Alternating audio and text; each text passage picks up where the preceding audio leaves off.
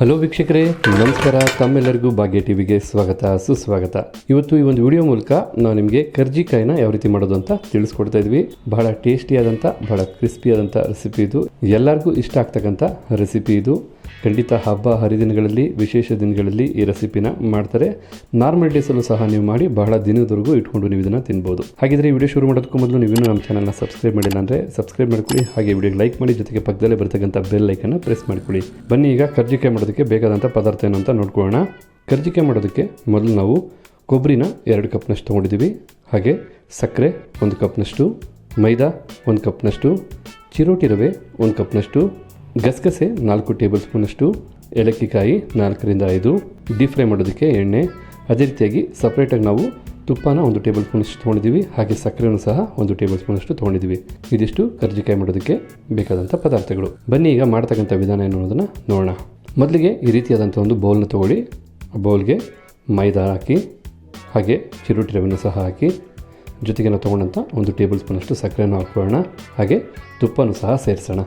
ಈಗ ಇದನ್ನೆಲ್ಲ ಚೆನ್ನಾಗಿ ನಾವು ಮೊದಲೇ ಮಿಕ್ಸ್ ಮಾಡ್ಕೋಬೇಕಾಗತ್ತೆ. ತುಪ್ಪ ಚೆನ್ನಾಗಿ ಮೈದಾ ಮತ್ತು ಚಿರೋಟಿ ರವೆ ಜೊತೆ ಚೆನ್ನಾಗಿ ಬೆರಿಬೇಕು. ನೀವೆಲ್ಲಿ ನೋಡ್ತಾ ಇದ್ರಲ್ಲ, ಇದನ್ನೆಲ್ಲ ನಾವು ಚೆನ್ನಾಗಿ ಮಿಕ್ಸ್ ಮಾಡ್ಕೊಂಡಿದ್ದೀವಿ. ಈಗ ಇದಕ್ಕೆ ಸ್ವಲ್ಪನೇ ನೀರು ಹಾಕಿ ಪೂರಿ ಮಾಡೋದಕ್ಕೆ ನಮಗೆ ಯಾವ ಹದ ಬೇಕೋ ಆ ಹದಕ್ಕೆ ನಾವು ಹಿಟ್ಟನ್ನು ಕಲಿಸ್ಕೊಳ್ಳೋಣ. ಈ ರೀತಿ ನೀವು ಸಹ ಸ್ವಲ್ಪನೇ ನೀರು ಹಾಕಿ ಕಲಿಸ್ಕೊಳ್ಳಿ. ಯಾಕೆಂದರೆ ಒಮ್ಮೆಲೆ ನೀರಾಗಿ ಕಲಿಸ್ಬೇಡಿ. ಈಗ ಇಲ್ಲಿ ನೋಡ್ತಾ ಇದ್ರಲ್ಲ, ನಾವು ಪೂರಿ ಒತ್ತೋದಕ್ಕೆ ಯಾವ ರೀತಿ ಒಂದು ಹದ ಬೇಕೋ ಆ ಹದಕ್ಕೆ ನಾವು ಹಿಟ್ಟನ್ನು ಕಲಿಸ್ಕೊಂಡಿದ್ದೀವಿ. ನಾವು ಚಿರೋಟಿ ರವೆ ಕಲಿಸ್ಕೊಂಡಿರೋದ್ರಿಂದ ನಿಮಗೆ ಕರ್ಜಿಕಾಯಿ ತುಂಬ ಗರಿಗರಿಯಾಗಿ ಬರುತ್ತೆ, ಹಾಗೆ ತುಂಬ ಕ್ರಿಸ್ಪಿಯಾಗಿರುತ್ತೆ. ಅದೇ ರೀತಿಯಾಗಿ ಸಕ್ಕರೆ ಹಾಕಿ ಕಲಿಸ್ಕೊಳ್ಳೋದ್ರಿಂದ ನಿಮಗೆ ಒಳ್ಳೆ ರೀತಿಯಾದಂಥ ಹೊಂಬಣ್ಣ ಬರುತ್ತೆ ನಾವು ಮಾಡ್ತಕ್ಕಂಥ ಕರ್ಜಿಕಾಯಿ. ಈಗ ಇದನ್ನು ಒಂದು ತಟ್ಟೆ ಮುಚ್ಚಿ ಹಾಗೆ ಒಂದು 20 ನಿಮಿಷಗಳ ಕಾಲ ಇಟ್ಬಿಡೋಣ. ನಂತರ ನಾವೀಗೊಂದು ಪಾತ್ರೆ ತೊಗೊಂಡಿದ್ದೀವಿ. ಈ ಪಾತ್ರೆಗೆ ನಾವು ತೊಗೊಂಡಂಥ 2 ಕಪ್ನಷ್ಟು ಕೊಬ್ಬರಿನ ಸೇರಿಸ್ತಾ ಇದ್ದೀವಿ. ಹಾಗೆ ಸಕ್ಕರೆ, ಹಾಗೆ ನಾವು ಇದಕ್ಕೆ ಏಲಕ್ಕಿಕಾಯಿನೂ ಸಹ ಸೇರಿಸಬೇಕಾಗುತ್ತೆ. ನಾವು ತೊಗೊಂಡಂಥ ಏಲಕ್ಕಿಕಾಯಿನ ಸಕ್ಕರೆ ಜೊತೆ ಕುಟ್ಟಿ ಪುಡಿ ಮಾಡಿ ನಾವಿಲ್ಲಿ ಸೇರಿಸ್ತಾ ಇದ್ದೀವಿ. ಮತ್ತು ನಾವು ತೊಗೊಂಡಂಥ ಗಸಗಸೆನೂ ಸೇರಿಸಬೇಕಾಗುತ್ತೆ. ಗಸಗಸೆ ಸೇರಿಸೋದಕ್ಕೂ ಮೊದಲು ನಾವು ಸ್ವಲ್ಪ ಹೊತ್ತು, ಒಂದು 30 ಸೆಕೆಂಡಿಂದ 1 ನಿಮಿಷಗಳ ಕಾಲ ಲೋ ಫ್ಲೇಮಲ್ಲಿ ಇದನ್ನು ಚೆನ್ನಾಗಿ ಫ್ರೈ ಮಾಡ್ಕೊಳ್ಳೋಣ, ಹುರ್ಕೊಂಡಿದ ನಂತರ ನಾವು ಬಿಸಿಯಾದಂಥ ಗಸಗಸೆನ ನಾವು ಇದಕ್ಕೆ ಸೇರಿಸ್ತಾ ಇದ್ದೀವಿ. ಈಗ ಚೆನ್ನಾಗಿ ಇದನ್ನು ಮಿಕ್ಸ್ ಮಾಡ್ಕೋಬೇಕಾಗತ್ತೆ. ನಾವಿಲ್ಲಿ ಇದನ್ನು ಮಿಕ್ಸ್ ಮಾಡ್ಕೊಳ್ತಾ ಇದ್ದೀವಿ. ಇದನ್ನು ಮಿಕ್ಸ್ ಮಾಡಿದ ನಂತರ ನಿಮಗೆ ಕರ್ಜಿಕಾಯಿ ಮಾಡೋದಕ್ಕೆ ಬೇಕಾದಂಥ ಸ್ಟಫ್ ಅಥವಾ ನಮ್ಗೆ ಬೇಕಾದಂಥ ಹೂರಣ ಏನು ಹೇಳ್ತೀವಿ, ಡ್ರೈ ಹೂರಣ, ಅದೀಗ ಇಲ್ಲಿ ರೆಡಿ ಆಗ್ತಾ ಇದೆ. ಈಗ ಇಲ್ಲಿ ನೋಡ್ತಾ ಇರಲ್ಲ ವೀಕ್ಷಕರೇ, ಕರ್ಜಿಕಾಯಿ ಮಾಡೋದಕ್ಕೆ ಬೇಕಾದಂಥ ಸ್ಟಫ್ ಇಲ್ಲಿ ರೆಡಿಯಾಗಿದೆ. ಈಗ ನಾವು ಹಿಟ್ಟನ್ನು ಕಲಿಸಿ ಒಂದು ತಟ್ಟೆಯನ್ನು ಮುಚ್ಚಿದ್ವಿ. 20 ನಿಮಿಷ ಆಗಿದೆ. ಬನ್ನಿ ತಟ್ಟೆ ತೆಗೆದು ನೋಡೋಣ. ಈಗ ಇಲ್ಲಿಟ್ಟು ಸಹ ಲಟ್ಟಿಸ್ಕೊಳ್ಳೋದಕ್ಕೆ ನಮಗೆ ರೆಡಿಯಾಗಿದೆ. ಮೊದಲಿಗೆ ನೀವು ಒಂದು ಮಣೆನ ತೊಗೊಳ್ಳಿ. ಆ ಮಣೆ ಮೇಲೆ ಸ್ವಲ್ಪ ಮೈದಾ ಹಿಟ್ಟನ್ನು ಹಾಕ್ಕೊಳ್ಳಿ.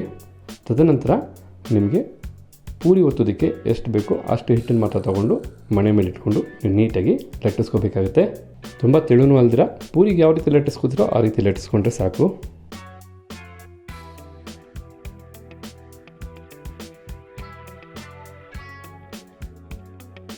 ಈಗ ಇಲ್ಲಿ ನಾವು ಹಿಟ್ಟನ್ನು ಸಹ ಲಟ್ಟಿಸ್ಕೊಂಡಾಗಿದೆ.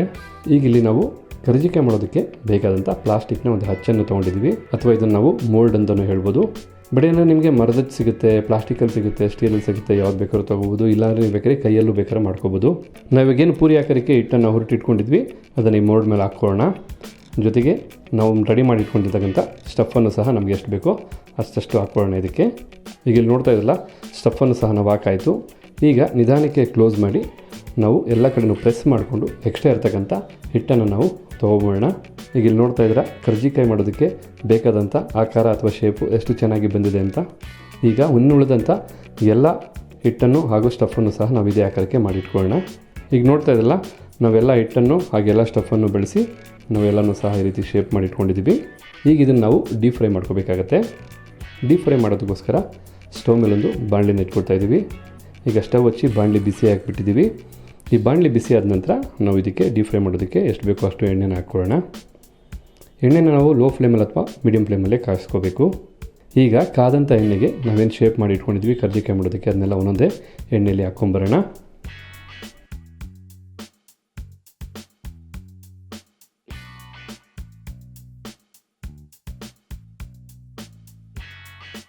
ಈಗ ಇಲ್ಲಿ ನೋಡ್ತಾ ಇದ್ರಲ್ಲ, ಎಲ್ಲ ಸಹ ಎಣ್ಣೆಯಲ್ಲಿ ಚೆನ್ನಾಗಿ ಬೇಯ್ತಾ ಇದೆ ಅಥವಾ ಡೀಪ್ ಫ್ರೈ ಆಗ್ತಾ ಇದೆ. ಇದನ್ನು ನಾವು ಮೀಡಿಯಮ್ ಫ್ಲೇಮಲ್ಲೇ ಮಾಡ್ಕೋಬೇಕು, ತುಂಬ ಹೈ ಫ್ಲೇಮಲ್ಲಿ ಮಾಡ್ಕೊಳ್ಳೋಕೆ ಹೋಗಬಾರ್ದು. ಒಂದು ಕಡೆ ಬೆಂದ ನಂತರ ಮತ್ತೊಂದು ಕಡೆಗೆ ನಾವು ಇದನ್ನು ತಿರ್ಸ್ಕೋಬೇಕಾಗುತ್ತೆ. ಈಗ ನಾವಿಲ್ಲಿಗೆ ಇದನ್ನೆಲ್ಲ ತಿರ್ಸ್ಕೊಳ್ತಾ ಇದ್ದೀವಿ.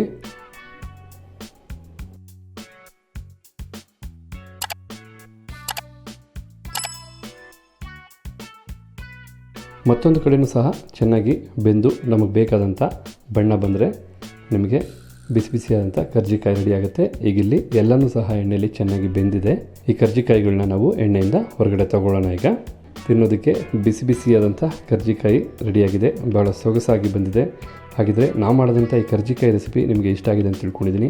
ಖಂಡಿತ ಇಷ್ಟ ಆಗಿರೋ ವಿಡಿಯೋನ ಲೈಕ್ ಮಾಡಿ, ಜೊತೆಗೆ ಈ ವಿಡಿಯೋನ ಶೇರ್ ಮಾಡೋದನ್ನು ಮರಿಬೇಡಿ. ಅಷ್ಟೇ ಅಲ್ಲ, ನಿಮ್ಮ ಅನಿಸಿಕೆ ಅಭಿಪ್ರಾಯ ಅನ್ನೋದನ್ನು ಕಮೆಂಟ್ ಬಾಕ್ಸಲ್ಲಿ ಕಮೆಂಟ್ ಮಾಡಿ. ಮತ್ತಷ್ಟು ಹೊಸ ರೆಸಿಪಿಗಳಿಗೋಸ್ಕರ ನೋಡ್ತಾ ಇರಿ ಭಾಗ್ಯ ಟಿವಿ ಅಂತ ಹೇಳ್ತಾ ಈ ವಿಡಿಯೋನೆಲ್ಲ ಮುಗಿಸ್ತಾ ಇದ್ದೀನಿ. ಮತ್ತೆ ಹೊಸ ವಿಡಿಯೋದಲ್ಲಿ ಭೇಟಿ ಮಾಡೋಣ. ಅಲ್ಲಿವರೆಗೂ ನಮಸ್ಕಾರ ಸ್ನೇಹಿತರೆ.